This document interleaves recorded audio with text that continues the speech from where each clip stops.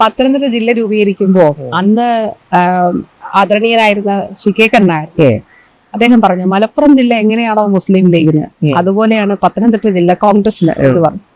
അവിടെ നിന്ന് ആണ് വാസ്തവത്തിൽ 5 നിയോജക മണ്ഡലങ്ങളിലും ഇടതുപക്ഷ ജനാധിപത്യ മുന്നണിക്ക് വിജയം കൈവരിക്കാൻ കഴിയുന്ന നിലയിലേക്ക് അവിടെ എത്തിയത്.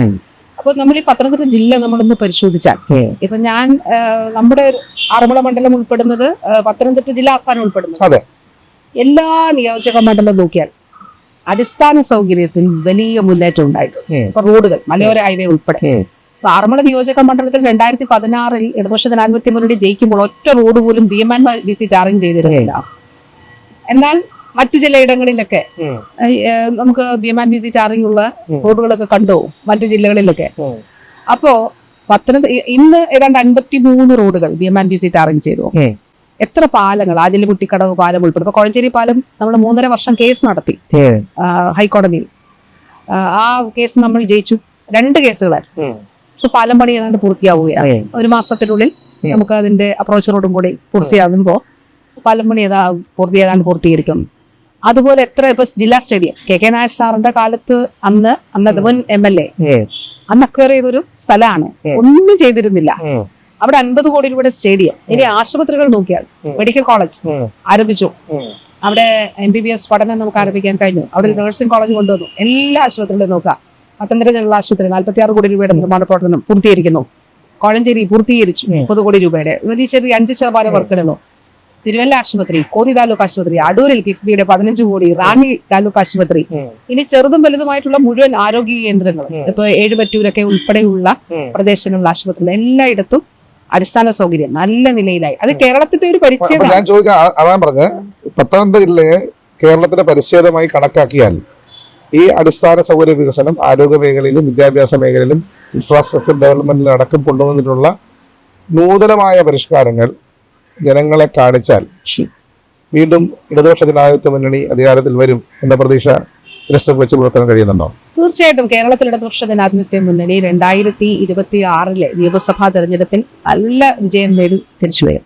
ഇപ്പോൾ ഈ തുടക്കത്തിൽ പറഞ്ഞൊരു കാര്യമില്ലേ, ഇപ്പോൾ നമ്മൾ മാധ്യമങ്ങൾ ചിത്രീകരിക്കുന്നത് വേറൊരു രീതിയിലാണ്.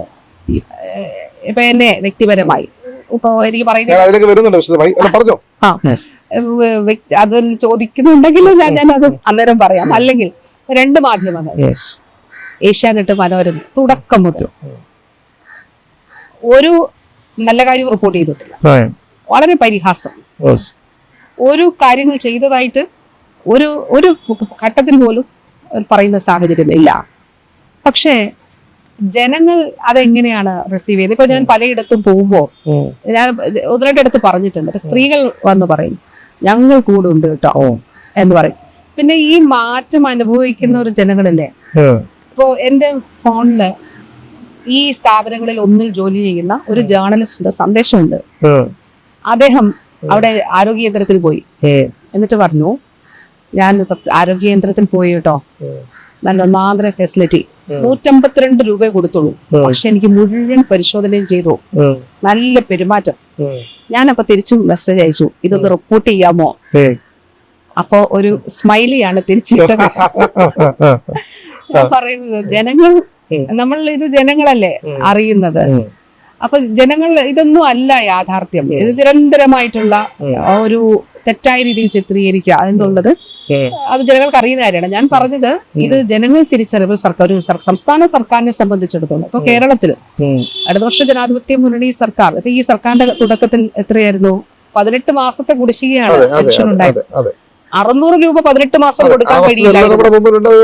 2000 രൂപ എന്നുള്ള ഇതിലേക്ക് നമ്മൾ മാറി. ഓരോ മേഖലയിലും മൂന്നാമതും ഇടതുപക്ഷ ജനാധിപത്യ മുന്നണി തുടർച്ചയായി കേരളത്തിൽ നിയമസഭാ തെരഞ്ഞെടുപ്പിൽ മികച്ച വിജയം നേടും, അതിന് സംശയമില്ല. ഈ തെരഞ്ഞെടുപ്പിനെ സംബന്ധിച്ചിടത്തോളം പാർട്ടി വളരെ കൃത്യമായിട്ട് വിലയിരുത്തിയിട്ടുണ്ട്. ബഹുമാന്യനായിട്ടുള്ള സംസ്ഥാന സെക്രട്ടറി ഗോവിന്ദൻ മാഷ് മാധ്യമങ്ങളോട് പറഞ്ഞിട്ടുമുണ്ട്. തീർച്ചയായിട്ടും കൂടുതൽ അത് പ്രവർത്തിക്കുന്നതിന് വേണ്ടിയിട്ടുള്ള ഊർജം അന്ന് സാധാരണക്കാരായിട്ടുള്ള നമ്മളെല്ലാവരെയും സംബന്ധിച്ചിടത്തോളം അത്തരത്തിലുള്ള ഒരു ഊർജം നമുക്ക് ലഭിക്കുകയും അതിനനുസരിച്ചിട്ട് നമ്മൾ മുന്നോട്ട് പ്രവർത്തിക്കുകയും ചെയ്യും. അപ്പൊ തീർച്ചയായിട്ടും തുടർച്ചയായ മൂന്നാമത്തെ തവണയും കേരളത്തിൽ ഇടതുപക്ഷ ജനാധിപത്യ മുന്നണി വിജയിക്കും. അതിന് കാരണം ഞാൻ പറയുന്നത് ജനങ്ങൾക്ക് അനുഭവവേദ്യമാകുന്ന മാറ്റങ്ങളാണ്.